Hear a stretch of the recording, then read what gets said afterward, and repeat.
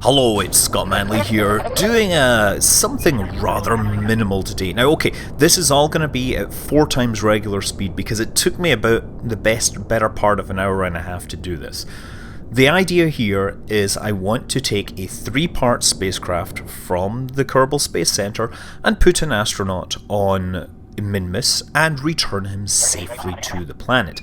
Now, the 3 parts are, of course, the Kerbidine K2 or KR2L rocket engine, the Kerbidine S3 14400 fuel tank, and of course the Mark 1 lander can, right?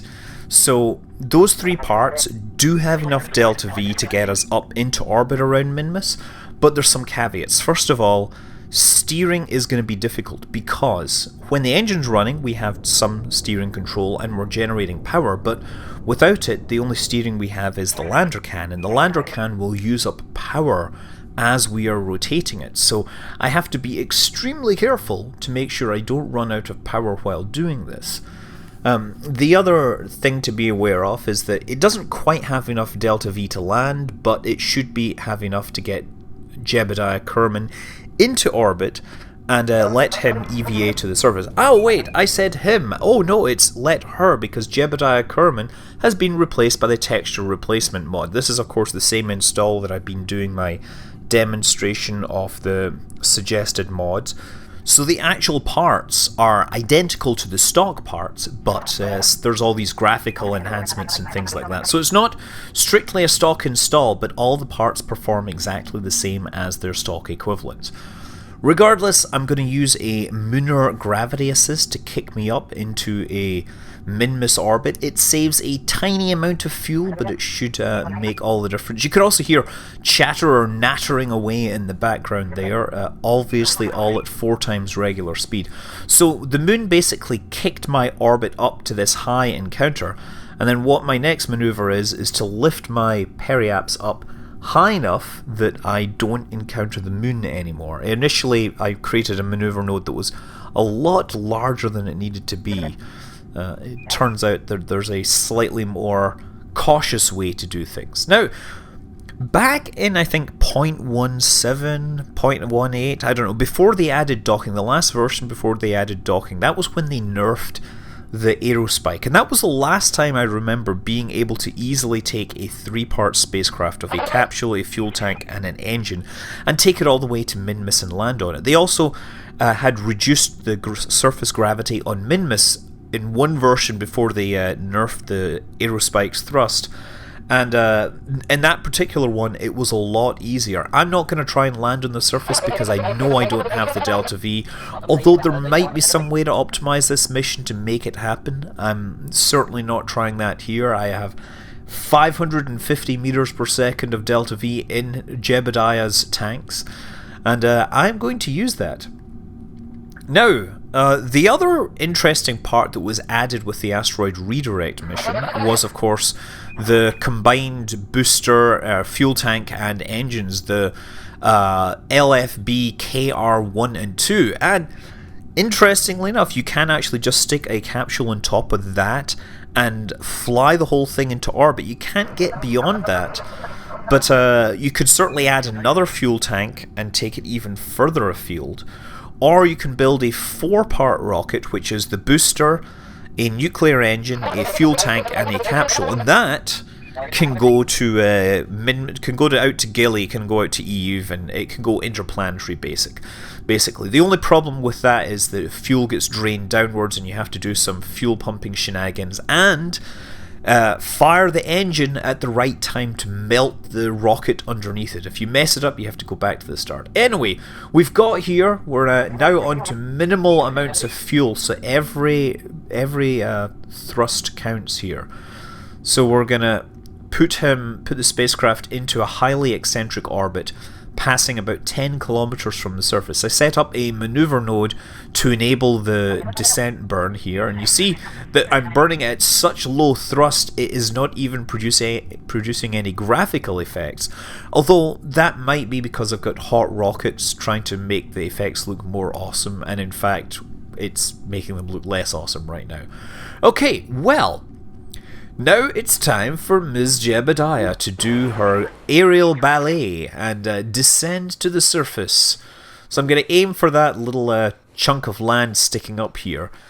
Now, I'm not going to fire my EVA pack when I'm inside the map, because there does appear to be a bug which causes the rotations to reset, and you will waste a lot of fuel rotating left and right. Instead, I'm just going to more or less eyeball her down to the surface. I keep saying him when I mean her. No disrespect to you, Madam Jebediah.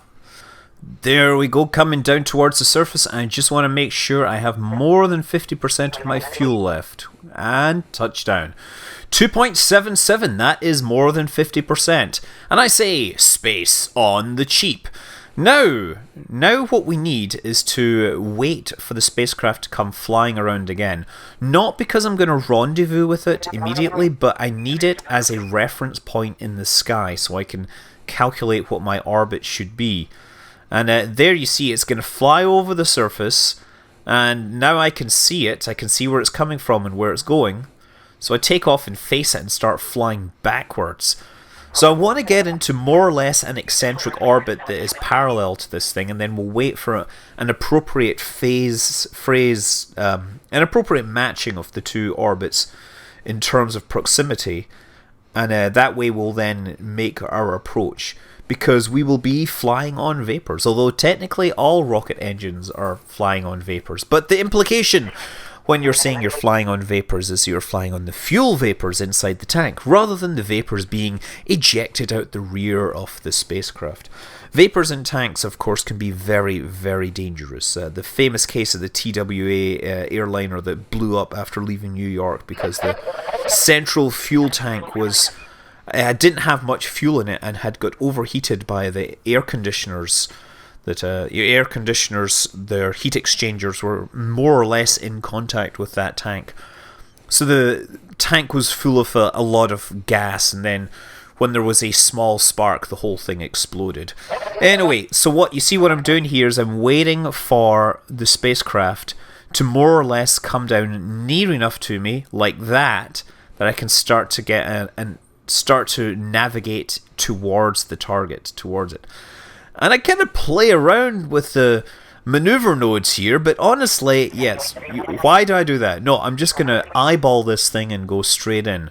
Jebediah is awesome, and we'll be able to perform this maneuver with ease. Or with RCS. Anyway, we are about 20 kilometers out, and I just have to very gently move this. So what I do is I make a tiny correction and then time accelerate so I can judge how much change it's making, and I'm more or less trying to keep flying straight towards it. Once I get really, really close, I will kill my velocity, or null out my velocity. Since I've been very vicious to velocity in the past, I shall null out this velocity. That's a little less vicious. Yes, untitled spacecraft, because, well, what else are you going to call a 3-part spacecraft? It's not like I was going to come up with a real name for it. This is obviously done on an install which doesn't have Ferrum Aerospace, since otherwise that would be practically impossible to fly. Now, we need to wait for the correct departure window, which involved a whole lot of tedious time acceleration that I was able to cut out. Once there, we perform an escape burn to get ourselves out into a Kerbal-centric orbit rather than a Minmus-centric orbit. And from this point on, we are planning our return to Kerbin and trying to preserve as much of that tiny supply of fuel and oxidizer so that we can actually get ourselves into, or touch ourselves down safely. And the question of what safely is will be revealed at a later, once we actually land. Okay, so I'm going to use the Lunar encounter again to try and bring things down a little more. I'm not sure how well this worked, but this is my plan, you see. So I got a reasonably good encounter here. You see that? It looks pretty cool when it's laid out like that. I made a few corrections on the way in to try and encourage the target orbit to be more coplanar. If you can get the orbits in much closer to the actual plane of the two orbits, then you will get much more efficiency from your gravity assist maneuver. This is a gravity assist, even though we're actually using it to slow the orbit down.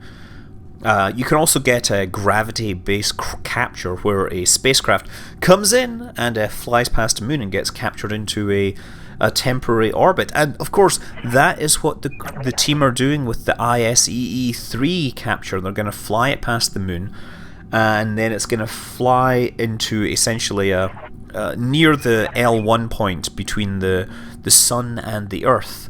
They're a quick fly over the surface of the moon, not nearly as close as the ISEE may be in the end, but we'll see. We're still waiting to see how that works. They got their Kickstarter money. They're going to go for a stretch goal to get better telemetry, or not better positional information by using the Deep Space Network. And things are getting very interesting at this time. Okay, so I make a quick burn to lower my periaps down. Now, here's the thing. We're going to go fly past the dark side of the planet. So I actually don't want to land on the dark side because it's going to look terrible. So what I do was I do it low enough that I will get captured, but high enough, and this was a complete guess more or less, high enough that I will continue through and kind of rise up for one more descent over the actual over the daytime side of the planet, so I can actually see where I'm landing, which makes a great deal of difference when you have a fraction of a second of fuel. Well, okay, I have a few seconds of fuel, but at full thrust it won't last long, to be sure. And yeah, of course, we just need to get Jebediah down safely. The rest of the rocket is expendable, but Jebediah is what matters. So there we go. We've skipped up to almost 60 kilometers, and we're flying over the deserts of Kerbin towards the home continent. Actually, I'm wondering how close I'm gonna get. I don't think I'm gonna fly over. I was kind of worried I was gonna land in this ocean. Now, one interesting thing here is, of course, I'm trying to keep this stable in the atmosphere by using as little torque as possible, because my power is just being drawn every time I push a button to correct my attitude. But it turns out pretty well. We more or less skip and end up on the western side of the mountains, slowing down. We still have some re-entry effects, but very quickly we are more or less on a vertical descent. And now it's back to old me at regular speed. Okay, everything is looking good. So I've strategically placed my mouse pointer over the EVA button because I anticipate I might have to make a quick entry if things go pear-shaped, or at least empty rocket-shaped. 5 kilometers, and we are headed towards the surface, and get the pointer back in the right place. Looking for a shadow, because I don't know what altitude this is at. I have saved the game at 10 kilometers. Oh, there's a shadow. There it is. Coming down very carefully. 2 kilometers. Just do a little... Look at this! This thing can decelerate really quickly, but I think I'm going to have one more burn, and... Oh, out of fuel. Okay, one bit. Dad, no. Oh! Frack. Well, good thing I saved it. We can go for a take 2 on that. It's a shame this isn't going to be a single mission, or single one-take mission. Someone else, no doubt, Abyssal Lurker, will try to do that. Okay, once again, prepare the EVA button as we descend through these clouds. But now we have a better idea of the altitude. We can save that rocket burn until the precise moment that we make contact with the ground. No doubt, violently. But hopefully we will. I'm going to be much more careful to EVA out this time, because I figure that so much of the velocity is killed by that. What we'll get is the capsule will probably bounce even if I let it go. Okay, ready? 132 meters per second, and fire! Stop! Oh, no, stop. And one last go. And out of fuel. Oh, there we go. Quick. EVA! Yes! Yes! Jebediah Kerman! Astronaut extraordinaire living up to her reputation. She has successfully made it from Kerbin to Minmus using only a 3-part rocket. Flying to orbit on a 2-part rocket is easily, and going interplanetary on a 4-part rocket is also possible. This is me, Scott Manley, doing minimal challenges. Fly safe.